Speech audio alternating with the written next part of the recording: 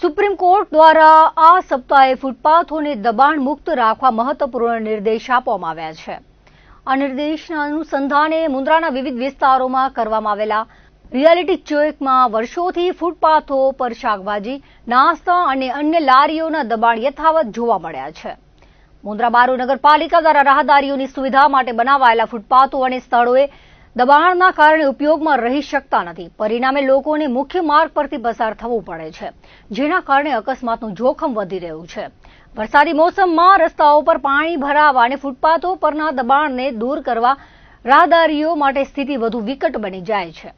આ ઉપરાંત શહેરની મુખ્ય બજારમાં પણ રેકડીઓ અને લારીઓના જમાવડાને કારણે રાહદારીઓ માટે ચાલવાની પૂરતી જગ્યા બચતી નથી. સાંજના સમયે ભીડ અને ટ્રાફિકની સમસ્યા વધુ ગંભીર બની જાય છે.